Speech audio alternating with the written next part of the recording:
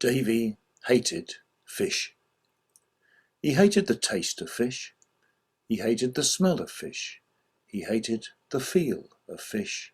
And he hated the look of fish, especially that baleful expression on their faces when they're sitting on the fishmonger's slab. This was a great shame, because the only job that Dave could get was working as a fisherman, with Tommy Morrissey on board of the Girl Maureen sailing out of Padstow. He hated every minute of it, but you know he had to do it because he had a young wife to support, and we all know what that means. Anyway, one day, Davy and Tommy sailed out further than they'd ever been before, past St Saviour's Point, past Stepper Point, past Pentyre, past Newland, past Gulland. They were nearly out of sight of the land. And then they hove to, and over the side of the boat they put the traditional 7 lines. And on each of the 7 lines was the traditional 7 hooks. And then they sat down to drink the traditional 7 mugs of cocoa that all fishermen drink whilst they're waiting for the fish to take the bait. And then came the bit that Davy hated most of all. It was his job to take the fish off the hook and give them their last rites with that short, thick stick that fishermen call the priest. Wallop into the basket, wallop into the basket, wallop into the basket, just like that. And Davy hated every minute of it, but he had to do it. And when he got to the 7th hook on the 7th line, he opened his eyes wide in amazement, because there was the most amazing fish. It was a great big fish, and you know, its scales gleamed. They were iridescent. They were every colour of the rainbow. And Davy thought to himself, I can't possibly kill a beautiful animal like this.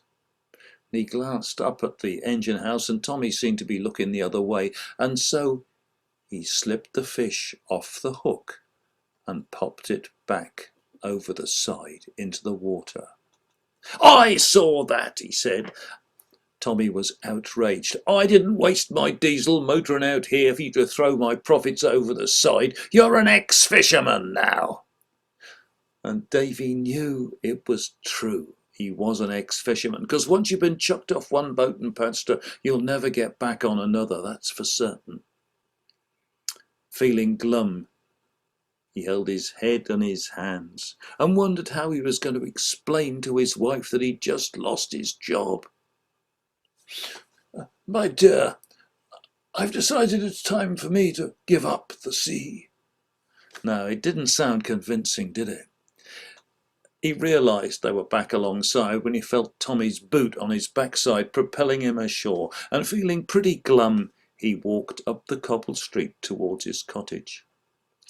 And as he did so, there was a kind of a flash of light in the sky, and maybe in the distance you could hear a clap of thunder, and he suddenly found that walking beside him there was a little man in a black suit. Now if he'd have looked closely, he would have seen that it really looked as if it had been put on in a bit of a hurry. The trousers didn't fit terribly well. It was almost as if, well, there was a little tail tucked in the back, you know, and he wasn't walking too easily. It was almost as if cloven hooves didn't fit too well inside Doc Martens. And he was wearing a funny little sort of beanie hat, and there were 2 little lumpy bits sticking up, almost as if there might have been 2 little horns underneath. It was, of course, You and I both know it. It was old Nick, old Scratch, the devil himself. But Davy didn't know that. Now then, says old Nick, I understand you're looking for a job. How do you know that? Says Davy. Bad news travels fast, he says, especially in Cornwall. Oh, right. But yes, I am looking for a job. I think I could help you, if only you'd help me, said Devil. Well, that sounds really good. And then the devil said, what you got to do, or what I'm going to do for you is this. And you know, he clicked his fingers just like that. And amazingly, in his hand there appeared a piece of hairy string. In fact, this is the very piece of hairy string from this story. And then he clicked his hand another time, just like that. I haven't been able to perfect this bit yet myself. And on the end of the piece of hairy string, there appeared a cow. He says, this is Betsy. She is the best milk cow in the whole of the West Country. If you had Betsy, just think, you could open yourself a little tea shop. The tea would be great. The milkshakes would be fabulous. And the ice creams would be something to die for. Fantastic.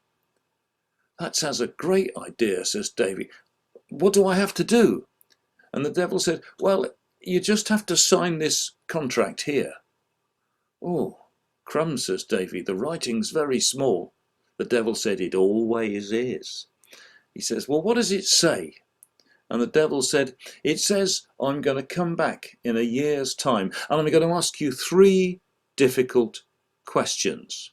If you get them right, you can keep the cow and you never hear from me again. Get any one of them wrong and it's off to stoke the fires of hell for eternity. Oh, well, that's okay then, says Davy, and he signs the contract, because Padstow lads are like that. And so he trundles up the road, carrying a piece of hairy string, and with Betsy on the end of it. And this is the point in the tale where we have to salute the lady of the story, Davy's missus, because in the morning, well, darn it, she was a fisherman's wife, and now here it is halfway through the afternoon, and she's already moving the furniture around in her front parlour and converting it into a tea shop. Fantastic. And amazingly, do you know, that tea shop was really successful. For once in his life, the devil had actually told the truth. Betsy was the best milk cow in the whole of the West Country. And the teas and coffees were great. The milkshakes were wonderful, and the ice cream was to die for. And soon the tourists were pouring in left, right and centre. Even Rick Stein would go in there wearing a false beard on his days off. It was fantastic. And all was well until maybe 6 months had passed. And that was the point when Davy's missus noticed that her husband was disappearing every morning. Just for an hour or two. Very strange, she thought. What's going on here? A bit early in the day for him to have a fancy woman. And so she asked around her friends. And eventually she spoke to old Pat, who used to work in the library, used to be down in the Institute in those days. Yes, we see him in here every morning. Well, what's he doing? He's never been much of a one for reading. Well, it seems to me, says Pat, what he's doing is trying to memorise the Encyclopedia Britannica. Well, I can tell you that after 365 days, Davy had got to the middle of the letter C and was feeling very unhappy, because he knew that that was the day the devil was going to come and ask him 3 difficult questions.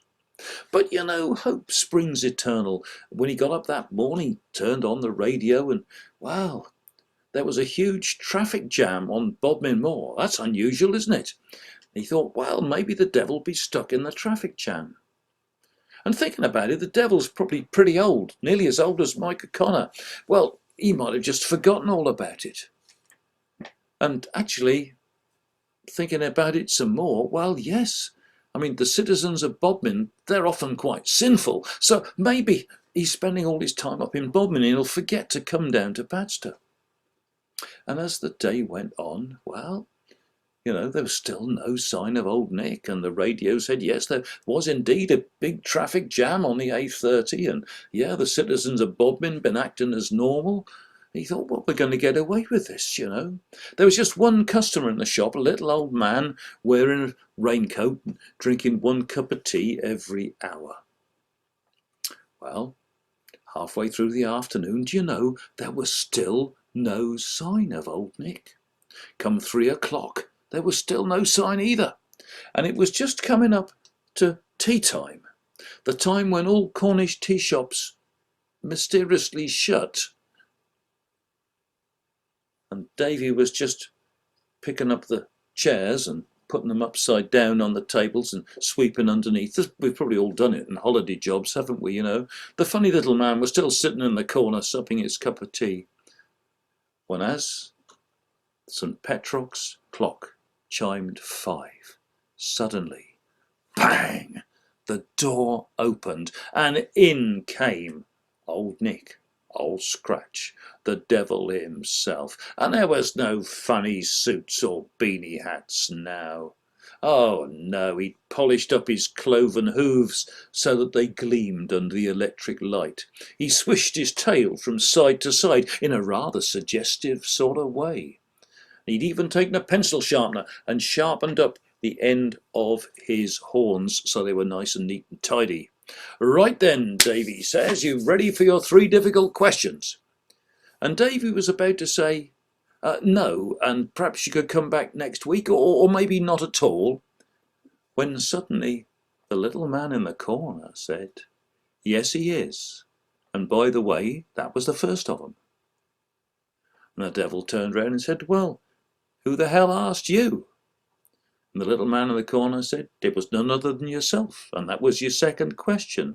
And by now the devil was getting really annoyed. He said to Davy, will you ask that bloke to shut up? And a voice from the corner said, no, he won't, and that was your third question. You best be on your way. And the devil was so annoyed, he had a back somersault out the door, stamped his cloven hoof on the ground, leaving the devil's footprint there. He disappeared down a crack in the pavement and went to Westminster, where he lives to this very day. Well, Davy was amazed. He looked at the little man and said, well, that was terrific. But thank you. But who are you? And why are you here? And the little man stood up and he took off his shabby old raincoat, and underneath he was wearing a waistcoat. And you know, it gleamed in the electric light. It was iridescent. It was every colour of the rainbow. He said, I'm the king of the fishes, and a year ago you saved my life, so I come back to save yours. And now we're quits. And the 2 men, they shook hands, and the king of the fishes put on his coat and trotted off down the road towards the harbour. And like the devil, he's never been seen again in Padstow. But Davy, well, he's still there to this very day. And if you want to find his shop, all you have to do is go back and find the ice cream shop that's got the devil's footprint and the pavement outside. But you don't want to go there and spend all your time walking around with your head on the ground. I got a much better idea. Why don't we all go back there sometime and we'll test the ice cream in every shop in Padstow. And when we find the one where the ice cream is the richest, the creamiest, well, that'll be Davy's shop. And you know that out the back, not too far away, still tied up with a piece of hairy string, is Betsy, the best milk cow in the whole of the West Country.